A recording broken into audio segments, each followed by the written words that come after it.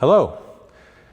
Welcome to this installation of Bites and Bits of History from the Mahoning Valley Historical Society. It's noon on Thursday, August 20th, and that's our traditional third Thursday of the month to do this very popular program. It's brought to you by the John and Loretta Hines Foundation, longtime generous supporters of Mahoning Valley Historical Society.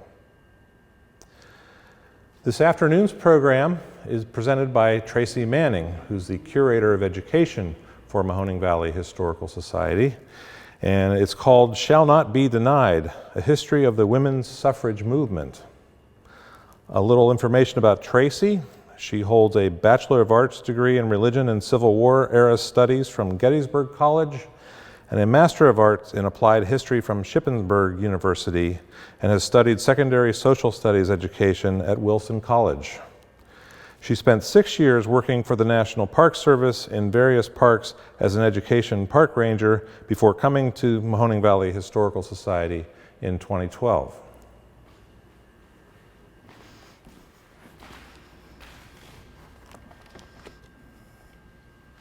All right, well, good afternoon, everyone. We are going to dive back in over 250 years worth of history as we talk about the passage of the 19th Amendment coming up on its 100th anniversary 100 years ago. So I want to talk a little bit about what we're going to be doing today. So I'm going to lay out 3 different waves of the women's suffrage movement. The first wave going back to the founding of this country, taking us back to the Declaration of Independence. The second wave leading us through the early civil rights movement, and that's in the 1840s, 50s, and 60s. And then you kind of have this third wave that's really pushing up at the turn of the 20th century, leading into the 19-teens and the 1920s. But the story does not stop in 1920. That story has continued in the last 100 years, even to today. We are still talking about voting rights, voting restrictions, and hopefully I'm going to paint as complete a picture as possible in hopefully not too much more than 45 minutes or an hour. So I definitely want to start with the fact that this story could have any one of probably 100 different roads we could head down.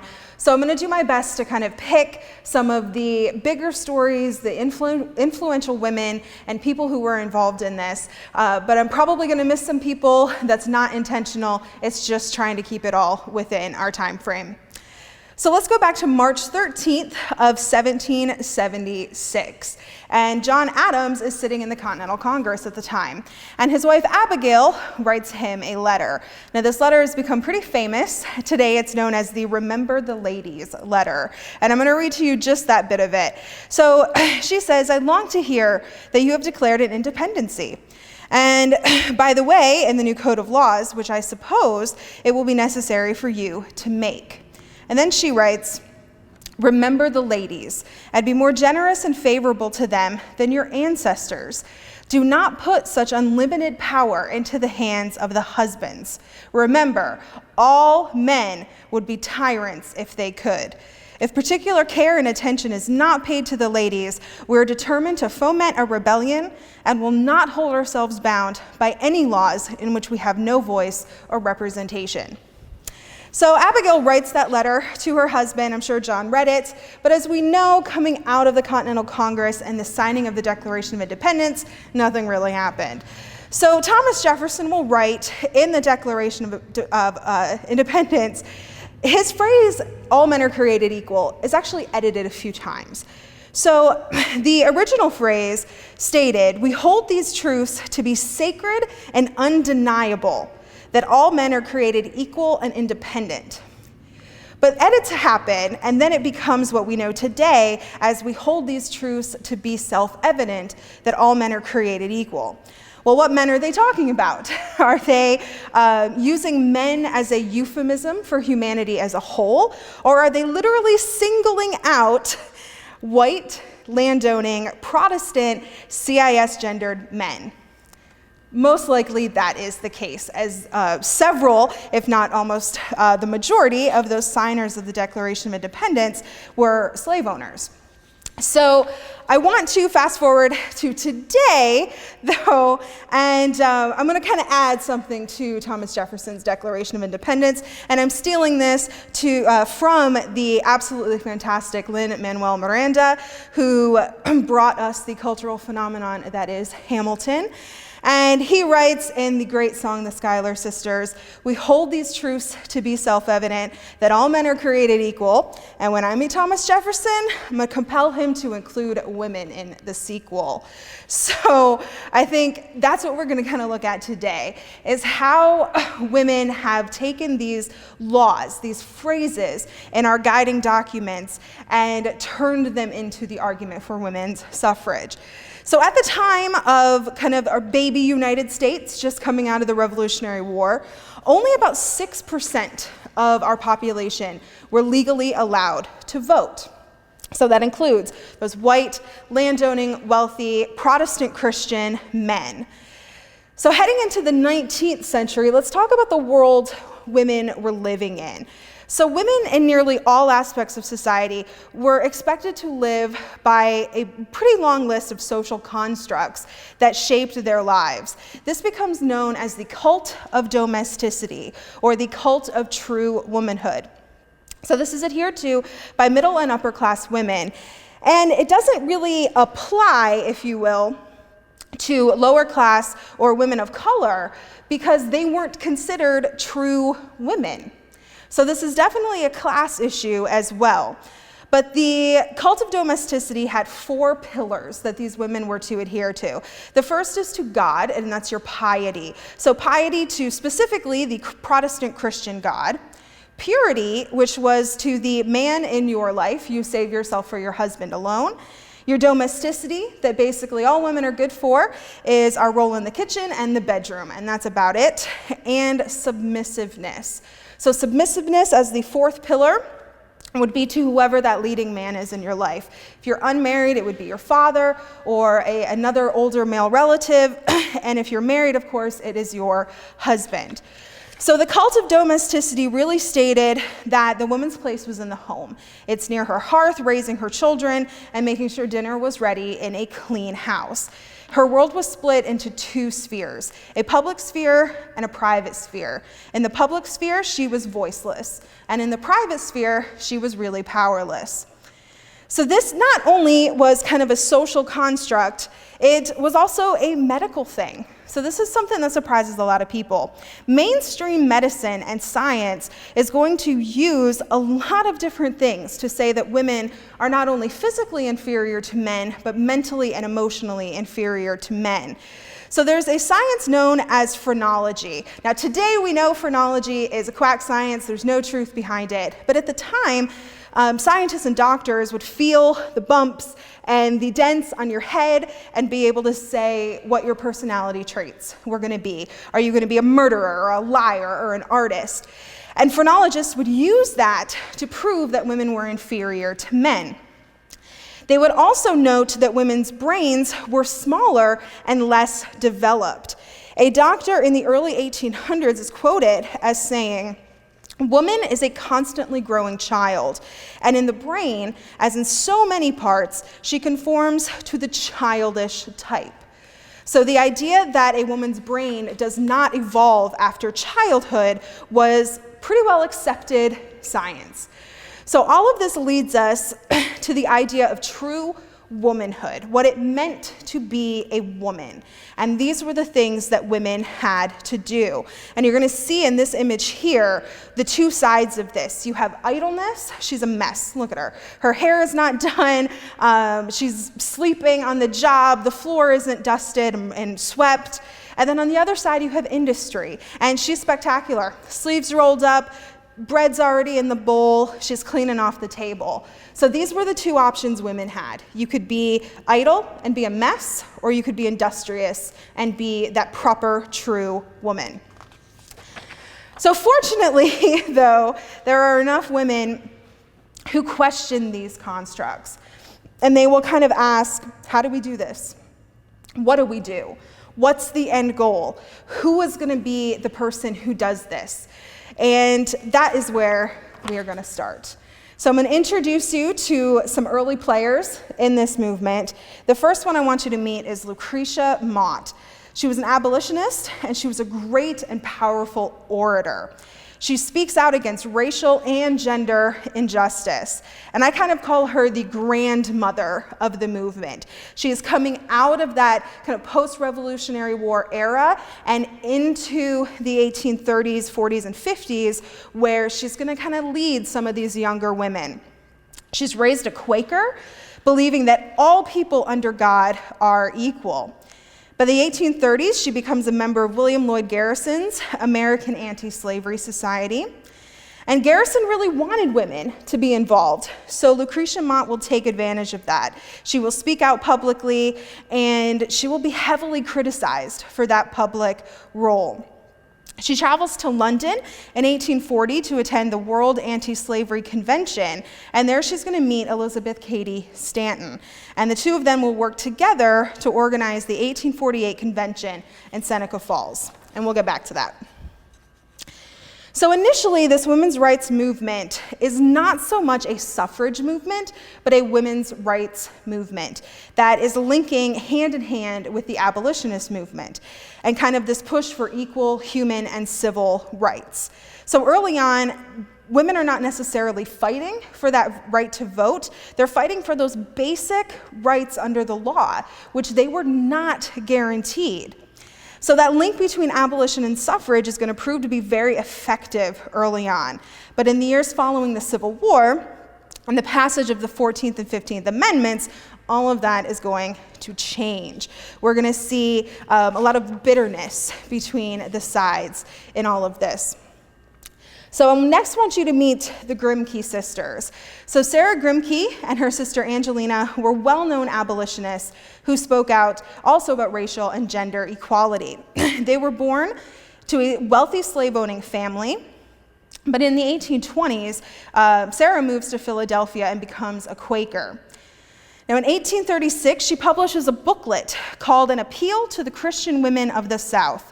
And Sarah, her sister, will publish one called Epistle to the Clergy of the Southern States. Both books will argue against slavery, and leaders in the South were so offended by those ideas that they burned the booklets and warned the sisters that if they ever came back to South Carolina, they would be arrested.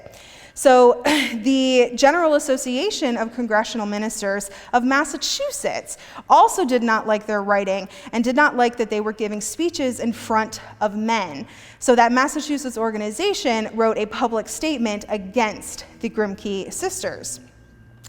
In 1837, Sarah writes a lesson on the equality of sexes and the condition of women in a Massachusetts newspaper. And so women were frequently using their power as authors to forward and push this message as far as they could with newspapers, magazine articles, and books. So the Grimke Sisters are not only attacked for their opinions and their public speaking, they are attacked for their looks. And this is going to be one of the first times that we see women being attacked as less attractive, ugly, or manly by speaking out for civil rights. And this is something that is unfortunately still continuing today in 2020. So these women are fighting this at a time when photographs are going to start to become popular in the 1850s. Printing these images in magazines and newspapers is becoming easier. So a lot of people against suffrage are going to use these attacks on women's looks and their physical appearance to try to pull them down. And I kind of think the argument was, well, if we can't figure out why women shouldn't have the vote or equal rights, let's just call them ugly and be done with it, just so they shut up. So that's kind of where I think that's coming from. It's easier to attack something that is very serious with something superficial, so you don't have to come up with an actual argument. And like I said, we're going to get back to some of those attacks. So in this connection between abolition and the women's rights movement, we're going to start to see female anti-slave societies coming out. And I have the preamble to the Constitution of the Boston Female Anti-Slavery Society. And they're talking about, putting an end to the misery and crime of slavery, But their last sentence reads, "To aid and assist in this righteous cause as far as lies within our power." So think about that last little phrase, "as far as lies within our power." So these are women who realize their limited ability to affect change, but that they are going to use every inch of that limitation to do anything they could to help try to stop slavery. So I'm going to introduce you to our next figure, and if I can be a little personal, she's one of my favorites. This is Lucy Stone. She was a very early advocate of women's rights, born in Massachusetts. At age 16, she was teaching, and she wrote an expose about women's pay. So if you can believe it or not, she was teaching exactly the same thing that her male colleagues were teaching, yet she was being paid less. And this is also still an issue in 2020. When she graduates from Oberlin College in 1847, she begins lecturing for the anti-slavery movement with the American Anti-Slavery Society. In 1847, she writes, "I expect to plead not for the slave only, but for suffering humanity everywhere. Especially do I mean to labor for the elevation of my sex." Now, Lucy Stone does not participate in the first convention at Seneca Falls, but she is an organizer at many conventions following that. She will participate in a convention in 1852 in Syracuse, New York, and that speech she gives is actually credited for converting Susan B. Anthony into the cause of women's rights. She will participate, Lucy Stone, following through into the late 1850s, where she will become the presiding president of the National Women's Rights Convention. And we're going to get back to Lucy Stone a few times throughout this presentation. So to this point, we've kind of been focusing on the middle and upper class women, but what's going on with working women, with kind of the lower class women in society? So in the 1830s, mill girls in Lowell, Massachusetts were working nearly 13 hours each day. So they organized and they went on strike. So recently, their wages had been cut more than 12% due to slow fabric sales.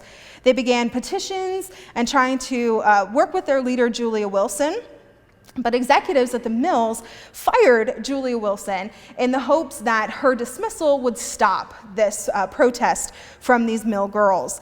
But Wilson urged her working sisters to simply walk out early, and that's what they did. The strike was not successful in getting their wages back, but it did fire up the women. And the Lowell Female Labor Reform Association is going to be formed out of this movement. Now, it's not the only time that these mill girls are going to try to fight back. They're feeling very attacked on a personal level, mostly because it was incredibly hard for a single woman to take care of herself. And if a woman was married, guess where all that money went? It went to her husband. Legally speaking, if a married woman had a job with personal income, that earned income legally belonged to her husband, not to her. So any paychecks, anything coming to that woman for her 13-hour workday was the legal property of her husband.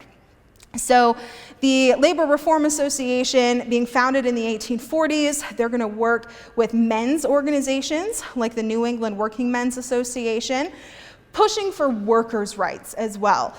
So at this point in the 19th century, all of these movements are about human rights and civil rights as a whole.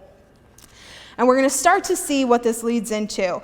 And the first major event is in 1848 at Seneca Falls in New York. So this meeting is really the first time that women are going to come together and talk about the things they are demanding from society. So in July of 1848, Lucretia Mott will make an opening statement at this convention, and then Elizabeth Cady Stanton will give a public reading of the document that they created, which is known as the Declaration of Sentiments. And this will formally begin their fight for rights and suffrage. Now, I could read to you this whole thing, but it's out there on the internet for you to go find. So I'm just going to read parts of those declarations of sentiments. So they write, "The history of mankind is a history of repeated injuries and usurpations on the part of man toward woman. having in direct object the establishment of an absolute tyranny over her. To prove this, let facts be submitted to a candid world. So they talk about the fact that she has to submit to laws in which she has no voice, that she is denied the rights given to the most ignorant and degraded men, that if she is married, in the eyes of the law, she is civilly dead. Also, what I mentioned before, that any wages she earns are not her own. They will also talk about education and colleges being closed towards women. And then one of their last sentiments here says, he has endeavored in every way that he could to destroy her confidence and in her own powers, to lessen her self-respect, and to make her willing to lead a dependent and abject life. So those are the things that they are ready to fight and ready to say, you know what? We need a better place in society. So let's talk about Elizabeth Cady Stanton for a minute. She was also an abolitionist, an early leader in the movement, working side by side with Lucretia Mott and Lucy Stone. She'll travel to England, as I mentioned before, to that anti-slavery convention. And she's going to write a few very interesting speeches here. So she writes, "The general discontent I felt with woman's portion as wife, mother, housekeeper, physician, and spiritual guide, the chaotic conditions into which everything fell without her constant supervision, and the wearied look of the majority of women impressed me with a strong feeling that some active measures should be taken to remedy the wrongs of society in general and of women in particular." So she's feeling very early on that a step must be taken to talk about women's rights. Stanton will also become a supporter of dress reform. She is friends with Amelia Bloomer, who's one of the leaders in dress reforms, of course, the Bloomer outfit named for Amelia Bloomer. And her appearance, not only Amelia's, but Elizabeth Cady Stanton's appearances in such clothing were often the target of intense ridicule and harassment around her home in New York. So her partner through most of this is Susan B. Anthony. Susan B. Anthony was born in Massachusetts. She and her family become active in the anti-slavery movement, and eventually she is going to be working as a teacher in New York. She will be involved with the teachers union, and she discovers that male teachers had a salary of $10 a month, while female teachers only earned $2.50 a month. So that is quite a difference in what those teachers were making, teaching exactly the same thing. So Anthony's participation with that teachers union is going to really lay a groundwork for her to get involved with working with Elizabeth Cady Stanton. So I want to read to you kind of the moment the two of them meet. This is in 1851, and Amelia Bloomer will introduce Susan B. Anthony to Elizabeth Cady Stanton. And Stanton will recall the moment by saying, "There she stood with her good, earnest face and genial smile, dressed in gray silk, hat, and all the same color, relieved with pale blue ribbons. The perfection of neatness and sobriety. I liked her thoroughly, and why I did not once invite her to my home with me for dinner, I do not know." So the two of them will become very close friends, working through this to their deaths. So by 1856, Anthony is also an outspoken abolitionist working with the Anti-Slavery Society. She's making speeches, distributing leaflets, putting up posters, and she will encounter hostile mobs, armed threats, things thrown at her. She's even hung in effigy, and in Syracuse, New York, her image is dragged through the streets.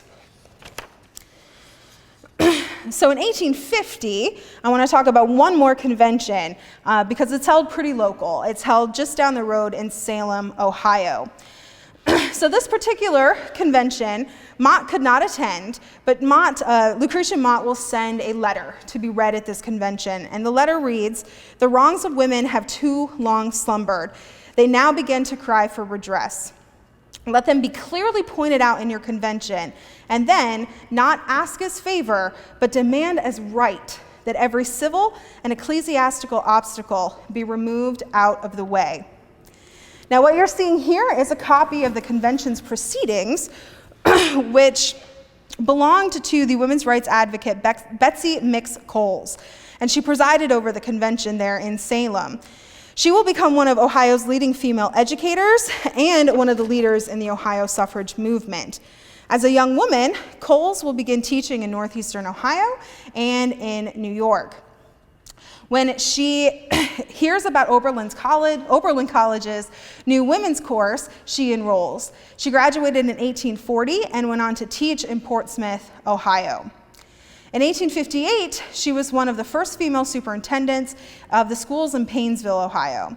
She joins the anti-slavery movement up in Ashtabula County and organized the Ashtabula County Female Anti-Slavery Society in 1835. And she will continue with several close friends and notable abolitionists, including Frederick Douglass. So at this women's rights convention in Salem, she's presiding over that, and then she will also attend the 1851 convention in Akron. And the 1851 convention in Akron is going to feature probably one of the most powerful speeches to come from this movement. And that speech was given by Sojourner Truth. So Sojourner Truth was born into slavery in 1797. She was born with the name Isabella Baumfree, but she later changed her name to Sojourner Truth.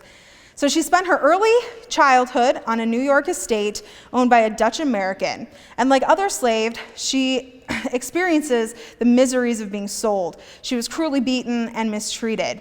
Around 1815, she fell in love, but she was forced to marry a separate person. By 1827, after her master failed to honor his promise to free her or to uphold the New York anti-slavery law, she will run away. She later informed her former master, "I did not run away, I walked away by daylight." And after experiencing a religious awakening, she will become a preacher and change her name. During this period, she will become involved with the anti-slavery movement and the women's rights movement. So at that 1851 convention in Akron, Sojourner Truth is going to deliver what will become probably the most well-known and influential speeches of the women's rights movement. And I do want to share that speech with you. She'll stand in front of the crowd and she says, "Will children, where there is so much racket, there must be something out of kilter. I think that twixt the Negroes of the South and the women at the North, all talking about rights, the white men will be in a fix pretty soon. But what's all this here talking about?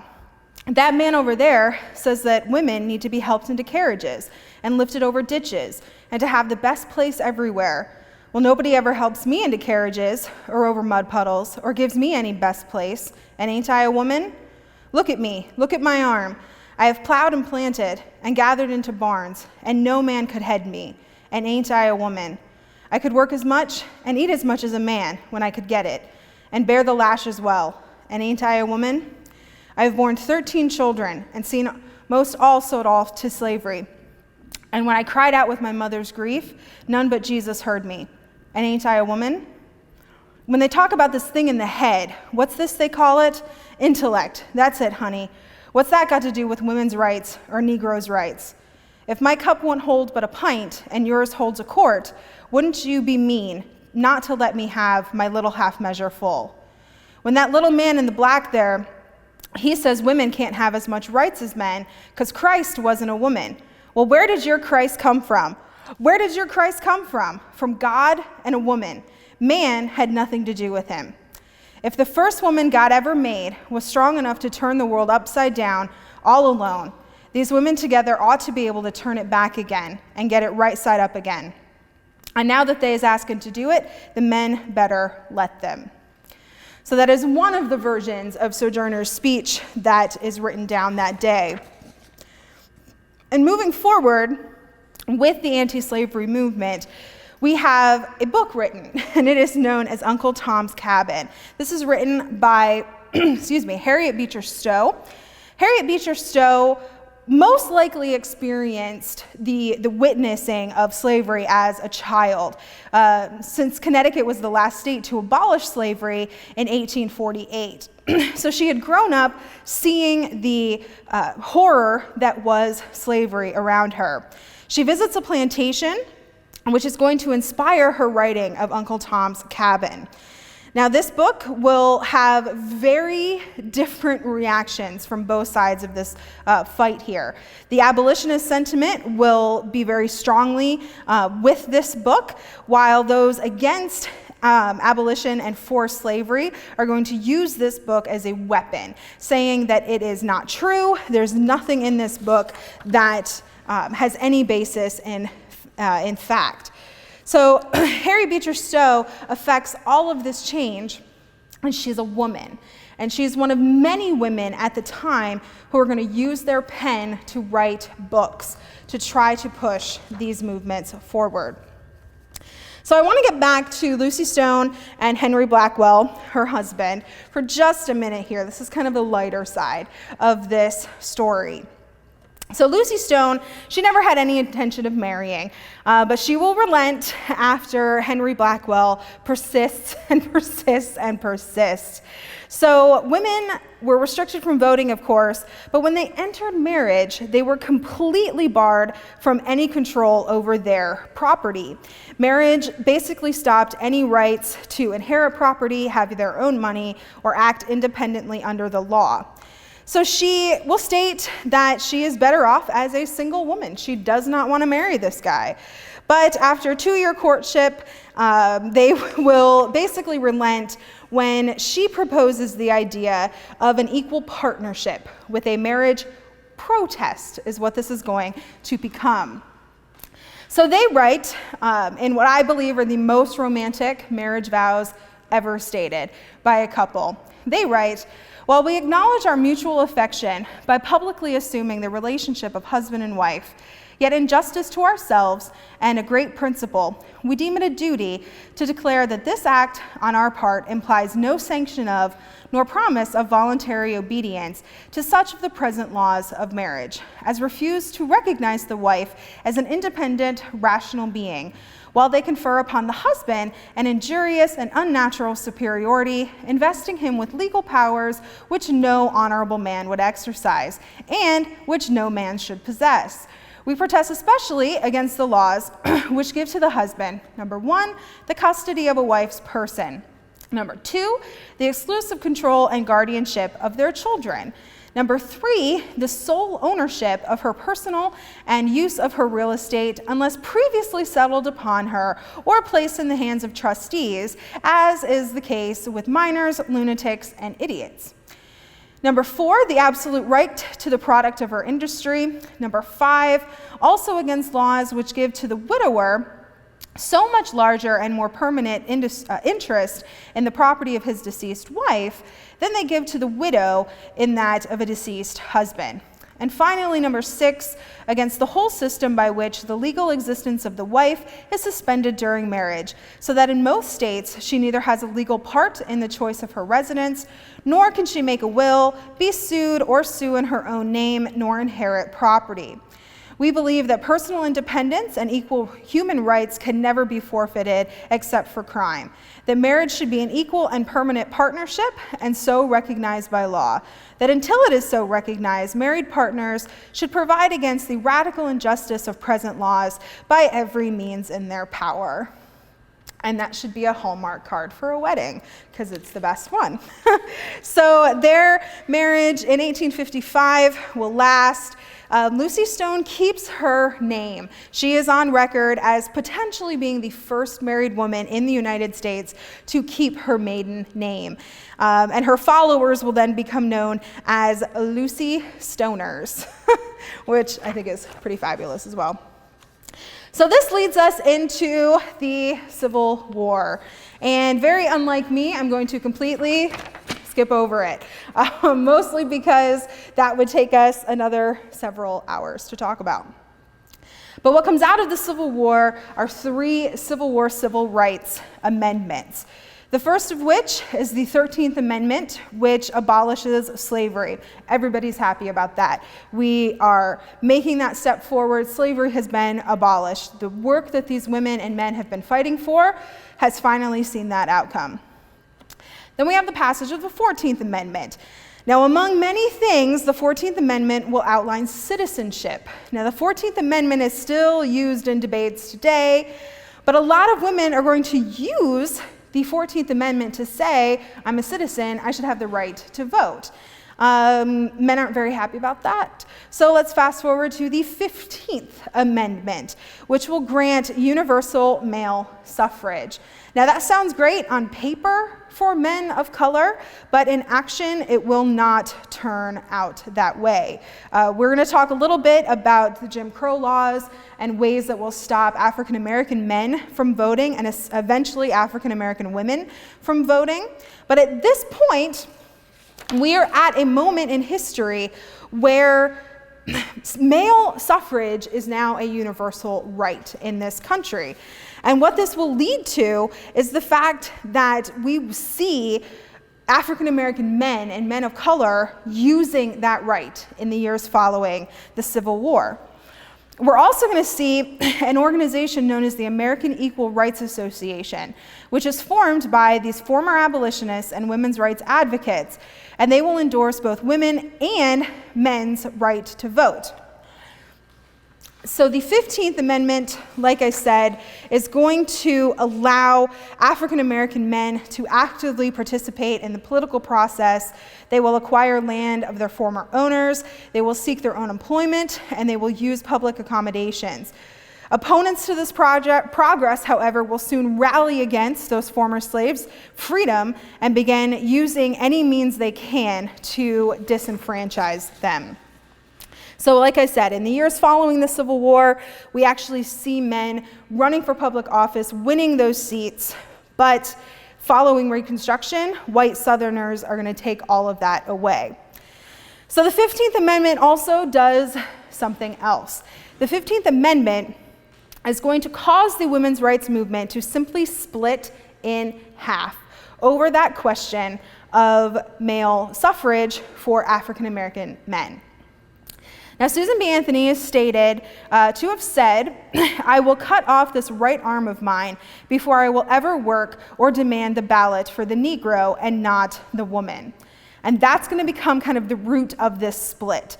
So many of these white women were appalled that black men got the vote before white women. And like I said, this rift will split them apart. So women like Susan B. Anthony and Elizabeth Cady Stanton, they will stand on that side that says, we don't like the 15th Amendment because it did not give white women the right to vote. Now, men like Frederick Douglass and people like Lucy Stone are going to be on the other side of that fight, saying, you know what, this is a step in the right direction, let's keep moving forward. So Anthony will continue her attacks and continue her attacks. Frederick Douglass will be very hurt by the insults that are coming from Anthony and Stanton against the African American community.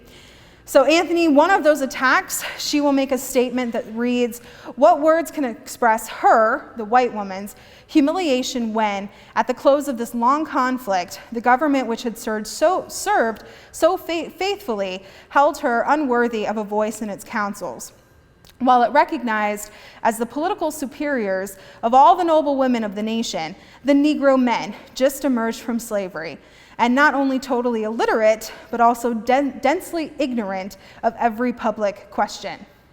So those are the statements coming from Elizabeth Cady Stanton and Susan B. Anthony following the passage of the 15th Amendment.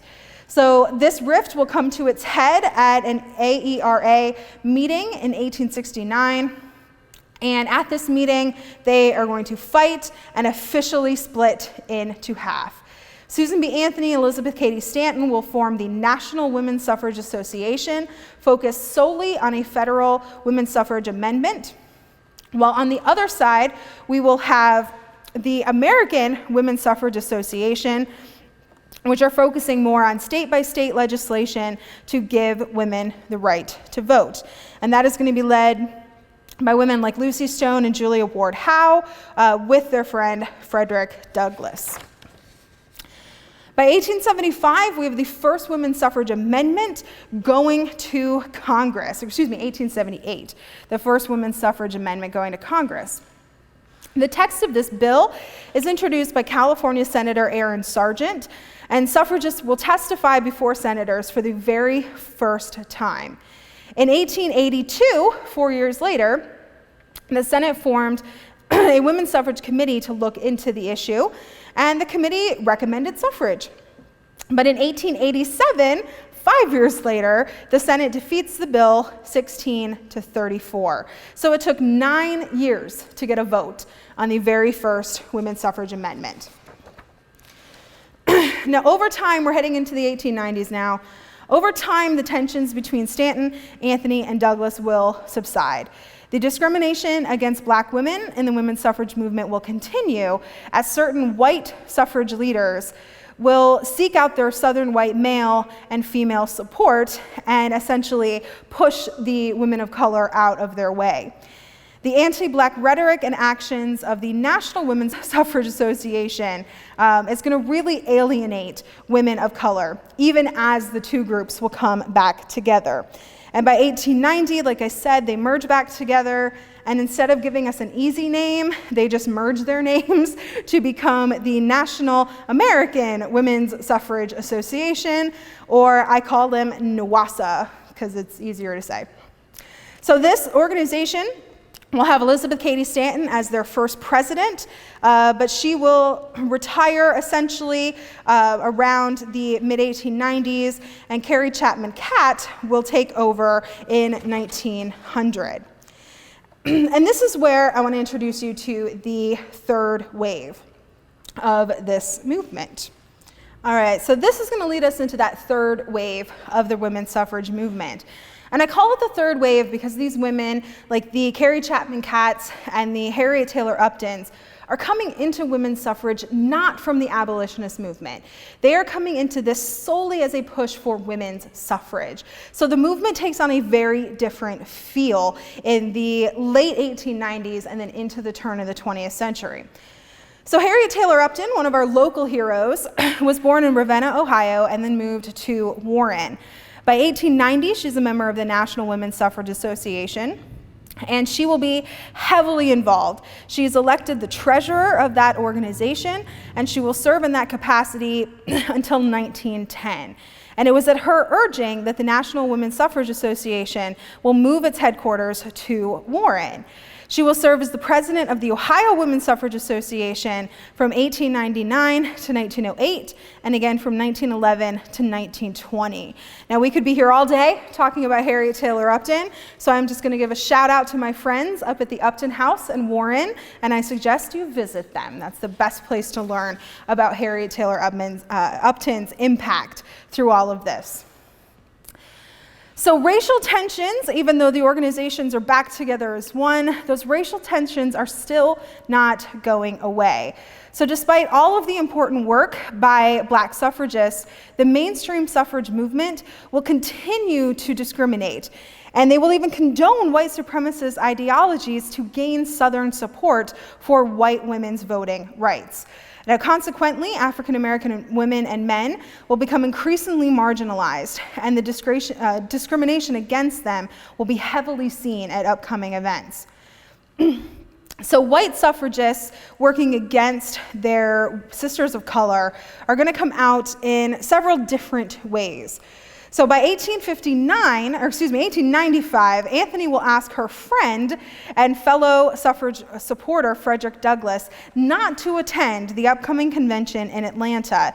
And she later explained to Idda Wells that Douglass's presence on the stage with the honored guests would have offended the Southern hosts. So we're still seeing the tension between Douglass and Anthony, as she basically says, I don't want you there because the Southern white men are not going to like it. So let's talk a little bit now about heading into the turn of the 20th century, and we are going to see one of the most influential black voices come out of this movement, and her name is Idda Wells. So she was born enslaved in Mississippi in 1862. But later in her life, she's going to be on a train ride, and she will kind of reach a turning point in her life. She had bought a first-class ticket, but the train crew forced her to move to the car for African Americans. She refused, and she was forcibly removed from the car. After being removed, she actually bit one of the crew members. She sued the railroad and won a $500 settlement, but that decision was overturned by the Tennessee Supreme Court. So following that incident, she will begin writing about issues of race and politics in the South. And her main subject she will write about is anti-lynching. And she will turn her attention to this after a friend and two of his business associates were brutally murdered after a lynch mob took them and lynched them. So the men did not have a chance to defend themselves, and they were murdered. Wells will write the articles decrying the lynching, and she risked her own life traveling to gather information on other lynchings around the states. One of her editorials pushed some of the city's whites over the edge. A mob stormed her newspaper office and destroyed all of her equipment. Wells was in New York at the time of the incident, which likely saved her life. Her life is threatened many times following that. She will bring her anti-lynching campaign to the White House in 1898 and works with President McKinley to make reforms. And we know nothing really comes of that. She will also keep her maiden name, like Lucy Stone. And she will be heavily involved with various civil rights organizations, including women's suffrage organizations, noting that having the right to vote for Black women was incredibly important. She will be involved with the Alpha Suffrage Club, which is based in Chicago, Illinois, and she will be heavily involved as well with the passage of the Illinois Equal Suffrage Act. So I want to turn back to women workers, because we've kind of stepped away from them for a minute here. So about 70 years after the Lowell Mill girls are going to go on strike, young women in New York City are going to also go on strike. These are mostly Yiddish-speaking young women in their teens and early 20s. They will launch an 11-week general strike in New York's shirtwaist industry. This becomes known as the Uprising of the 20,000, and it's the largest strike by women to date in American history. So we're kind of starting to see by 1909 the push of workers' rights and the rights of working class women back into all of this. Now, to this point, most of our attention has been focused in the East, but there's a lot going on out West as well. Women in the West were the first women in the United States to enjoy any kind of voting rights. The new territories and states will organize, and many of these states will pass women's suffrage way before the 19th Amendment, including the territory of Wyoming, which will pass their women's suffrage in 1869. By 1870, women are working to spread suffrage throughout the new territories and eventually states in the West. We also are going to see the influence of religious organizations, in particular dealing with prohibition, and then we will see as well organizations working with native populations and immigrants as well. So by the turn of the century, we're going to start to see this fight get really, really ugly, and it gets very violent as well. And one of the pieces that comes from this is a treasure trove of propaganda. A lot of this propaganda is, of course, very anti-suffrage, and I'm going to show you some of the pieces here. We see a very common theme in that any suffragette or suffragist who leaves home is going to leave a husband who has no idea what he's doing with the babies, or working with, the kitchen or how to clean, and the house is completely falling apart. Nobody loves the babies. They're sick and everything's terrible. So that's one of the threats we see. And we also see in this next one here, it says the origin and development of a suffragette, and it's a little poem here. So at 15, she's a little pet. At 20, a little coquette. And at 40, she's not married yet. So at 50, she becomes a suffragette. So again, we're starting to see these attacks on women. So women who are suffragists are obviously not married, and they must just be unhappy, so they are going to fight for the right to vote. Now these next couple of pieces here, you can see we have a woman's mind magnified. And what's going on in that woman's mind? Well, she's got some clothing there, she's got a gift, there's a cute little puppy, I can get on board with the puppy. She's got a hat up at the top, there's some mail, so she's texting the old-fashioned style.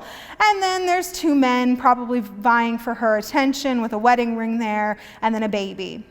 So all that goes on in a woman's mind are those things. So clearly, we cannot have the right to vote because we don't have any, solid thoughts. We also see women as objects over here. And you also see a very medieval torture device looking thing on that woman's face to really stop her from speaking. And then in this last one on these pictures here, we have a woman who is depicted as incredibly kind of discriminating, this picture of this woman. You can assume what you want to in how the artist has depicted this woman that writes, "We want the vote." Now here we see what might become a cute moment in this propaganda, but as you read it, it says, "Nobody loves me, guess I'll be a suffragette." And here's this young girl putting on a pair of pants, realizing that no one loves her, so her only option is to become a suffragette. So this propaganda is going to be heavily seen all over the place in magazines, on posters, throughout the country. And those are honestly some kind of PG versions. There are some that are somehow even worse than what you've seen there. So with the third wave of this movement erupting, we're going to meet some new figures. And Alice Paul will become one of the most prominent activists of the 20th century movement. She is born in New Jersey to a Quaker family, grows up attending these suffrage meetings with her mother, and she will pursue a pretty high level of education for a woman of her time, eventually earning a PhD in economics from the University of Pennsylvania and a law degree from Washington College of Law at American University in 1922. While continuing her studies in England, she will meet the British suffragist Emmeline Parkhurst. And Parkhurst's group were very disruptive in their tactics. They would smash windows, they would go on prison hunger strikes, and the police had arrested and imprisoned Paul many times for her involvement with the group, and this forever changes her experiences. So when she comes back to the United States in 1910, she will turn her attention to the American suffrage movement and completely change the face of it. She realizes that being polite and sweetly asking for the right to vote is not going to do anything, because that's what they've been doing and nothing has happened. So she realizes now that women need to turn to more radical ideas. She will also start the National Woman's Party. This will become kind of a response to what is happening with the National American Women's Suffrage Association, which by this point, honestly, has kind of fizzled a little bit. They've kind of taken a step backwards. They're not really doing a lot of things at this point. So the National Women's Party is going to come out in full force. One of their first big events is to plan a march on Washington on March 3rd, 1913, which is the day before Woodrow Wilson's inauguration as president. So they carefully plan this parade route, but it is basically going to turn into a riot when spectators began assaulting the women and the police essentially refused to intervene. Local military will have to be called in to try to bring some peace back, and disagreements over the parade and fundraising will lead to a lot of tension between Alice Paul and NAWASA, the National American Women's Suffrage Association. Paul is also going to start the National Woman's Party, and this is essentially to create a political party focused on women's rights and women's suffrage. So that 1913 march is a big statement for women's suffrage. There are thousands of women there, but the racial tensions are basically front and center. So Idda Wells is invited, of course, as the president of the Alpha Suffrage Club in Chicago, but African American women were asked to march in the back of the parade and not at the front of the parade. So she actually will refuse. She will stand on the parade's sidelines until the Chicago contingent of white women passes by, and then she joined the parade. She really didn't want to make a statement that she was marching at the back of the parade. And as I mentioned, the parade erupts in violence, and it's not going to be the first time we see women brutally attacked. Now, meanwhile, we have seen texts for an amendment going back to Congress. We see it the second time in history. It's, of course, defeated. In 1918, the suffrage amendment will fail by only 2 votes in the Senate. And then in 1919, in February of that year, it will fail to approve it again, falling short of just 1 little vote on February 10th. So I do want to talk about a woman who was heavily involved in politics at the time, and that is Jeannette Rankin. Jeannette Rankin's life is unbelievable. She is the first woman elected to the United States Congress. She's one of few suffragists elected to Congress, and she's the only member of Congress to vote against the U.S. participation in both World War I and World War II as a lifelong pacifist. She will write, "I may be the first woman member of Congress, but I won't be the last."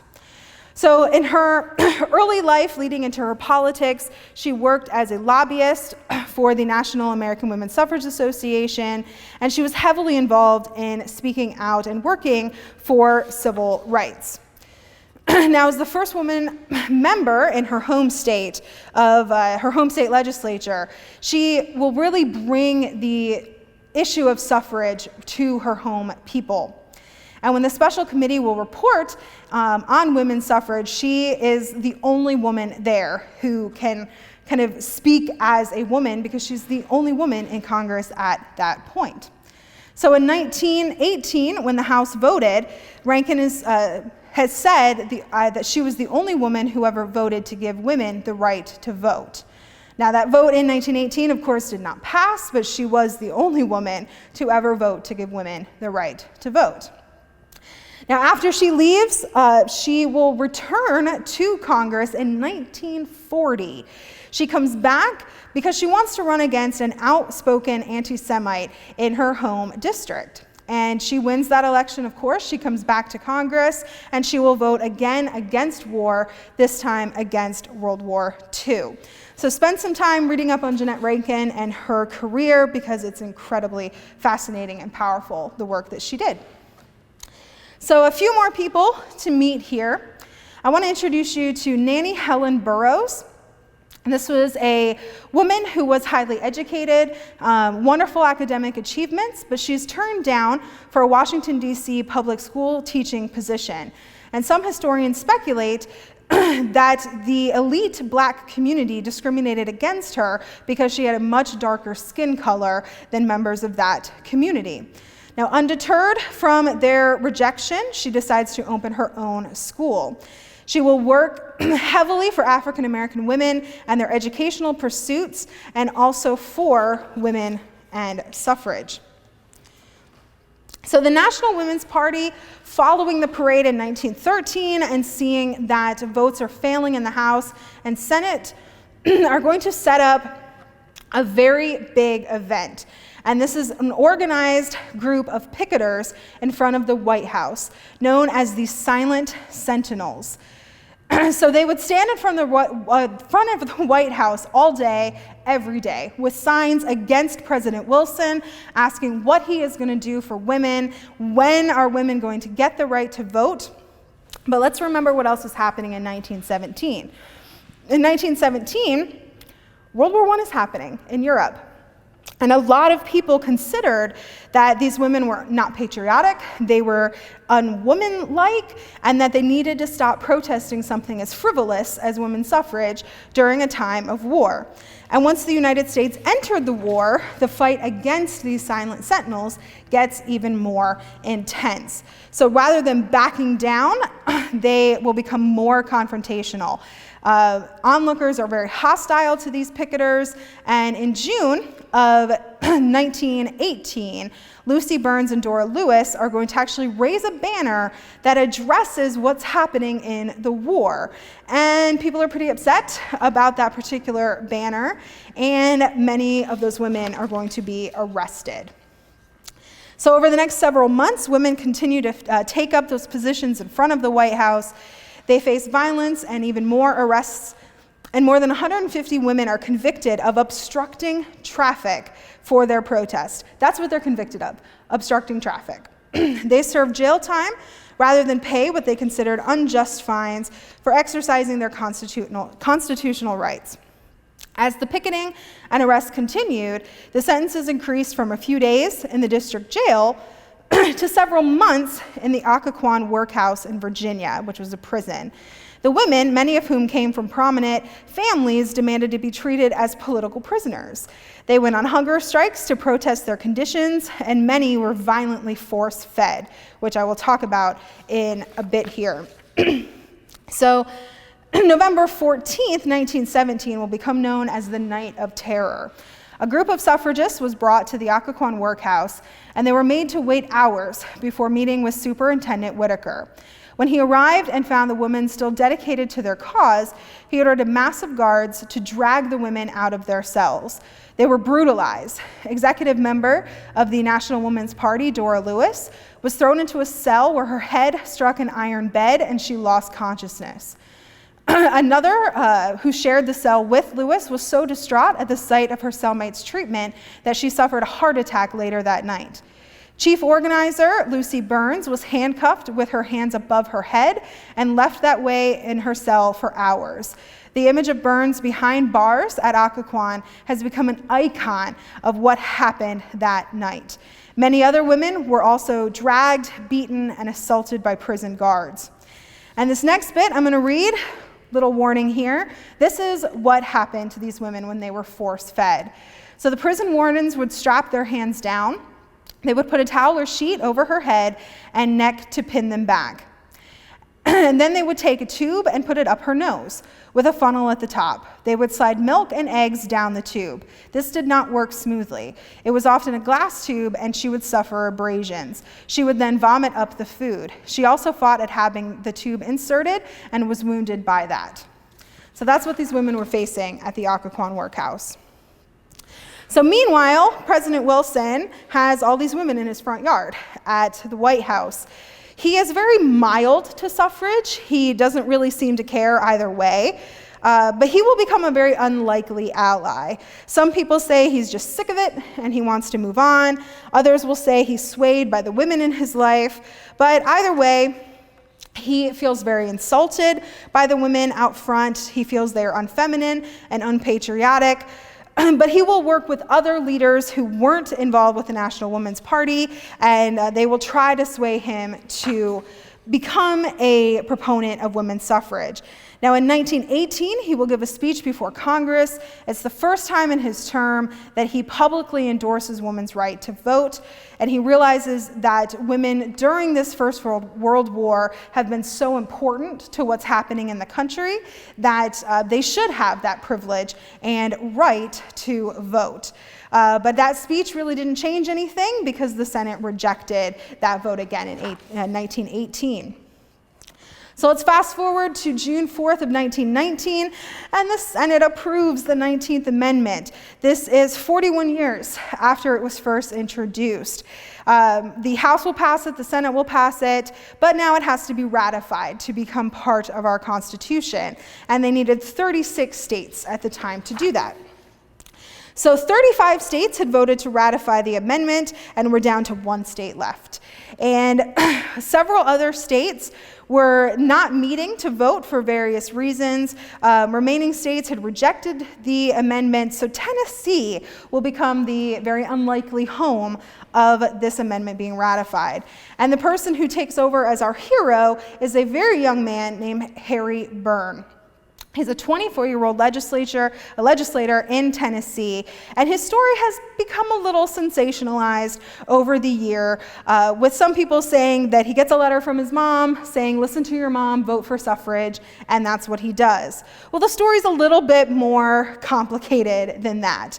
So he is someone who really did feel that women's suffrage was the right thing. His vote was kind of known throughout Tennessee that he could go either way with this. So people on both sides are trying to sway Harry Byrne. But eventually, he does get that letter from his mom where she writes that he should be a good boy and vote for the amendment. So following his vote of yes, the 19th Amendment would become law. And on the next day, he explained his choice by saying, I believe in full suffrage as a right. I believe we had a moral and legal right to ratify. I know that a mother's advice is always safest for her boy to follow, and my mother wanted me to vote for ratification. So the 19th Amendment fully ratified in 1920, stating the right of citizens of the United States to vote shall not be denied or abridged by the United States or by any state on account of sex. And to be honest with you, a lot of people stop the story right there. They close the book, they say suffrage is done. And it's not. It's not at all. We are seeing that disenfranchised women are going to be treated exactly the same as their disenfranchised men, particularly in the Black community and with immigrant women as well. We see poll taxes, literacy tests, and very tedious registration requirements for people of color to be able to vote. So I want to talk a little bit about some major steps in our voting history here. We know that when we were first founded, only about 6% of the population could vote. By 1790, most free white people outside of the United States, that were born outside of the United States, would be able to become citizens in the United States and then have the right to vote. The abolition of property qualifications for white men is going to start to go away in the late 1790s through the 1850s. So by this point, a lot of states will require that men be land owning as well. 1828 marks the first time that non-property holding white men could vote in a vast majority of states in that year's presidential election. The last state to abolish the property qualification was North Carolina in 1856. We also have tax-paying qualifications that will remain until 1860 in states like Massachusetts and Rhode Island. And those tax-paying qualifications will survive into the 20th century in Pennsylvania and Rhode Island. So you had to be a taxpayer to be able to vote. We have the passage of the 14th and 15th Amendments, which we've already talked about. But by the 1880s, we're going to start to see Native American and their rights and what's happening with their citizenship. So there's the Dawes Act, which basically says if Native Americans are willing to dissociate themselves from their tribe, that those men would then be able to vote. So they had to take the steps to disown their indigenous tribes. By 1913, there's a big change in voting when the election of United States senators will be given to voters and not to state legislators. We, of course, know in 1920 we have the passage of the 19th Amendment. And then in 1924, we have the Indian Citizenship Act, which will grant all Native American citizenship and the right to vote, regardless of any tribal affiliation. So that is a big change to the Dawes Act from years before. Now, the Dawes Act, I want to introduce you to one more woman. Her name is Zitkala Sa. She was a member of the Lakota Nation. She was an essayist, and she founded the National Council of American Indians in 1926 to advocate for cultural recognition and citizen rights for indigenous peoples. So moving forward, not only are we looking at the rights of our Native citizens, but we also are looking at the rights of the people of color in this country. We know that after the passage of the 19th Amendment, women are technically allowed to vote, But we see southern states really amping up their Jim Crow laws. We are seeing poll taxes becoming not only something that was done, but something that was legal, something that is written into state laws. We are seeing literacy tests and a lot of very interesting registration requirements for women to be able to vote, right alongside the African American men. Now in 1943, Chinese immigrants are given citizenship and the right to vote. And then we will have in 1948, Arizona and New Mexico becoming the last states to fully extend voting rights to Native Americans, because they had basically not been doing that, even following the Indian Citizenship Act back in 1924. In 1961, residents of Washington, D.C. are finally granted the right to vote in the U.S. presidential election, but they still do not have any representation in the House or the Senate. Heading into the 1960s, we are going to start to see big movements with the Civil Rights Movement and the Ultimate Voting Rights Act, which is signed into law in 1965. President Johnson will sign this into law, saying we strike away the last major shackles of those fierce and ancient bonds facing African Americans. The bill will also fight against that poll tax, which is still being used in some southern states, and the bill will prohibit any use of racial discrimination in voting. That's later going to apply to language minorities as well. In 1966, tax payment and wealth requirements for voting in state elections are prohibited by the Supreme Court. In the 1970s, we see the voting age dropped from 21 to 18, mostly following protests of the Vietnam War, in which soldiers would say they're old enough to fight for their country, they should be old enough to vote. In 1972, the requirement that a person reside in their jurisdiction for an extended period of time is prohibited by the Supreme Court. And in the mid-1980s, Congress will require new voting protections for people with disabilities. So in 2006, the Voting Rights Act of 1965 was extended for the fourth time by President George W. Bush for another 25 years.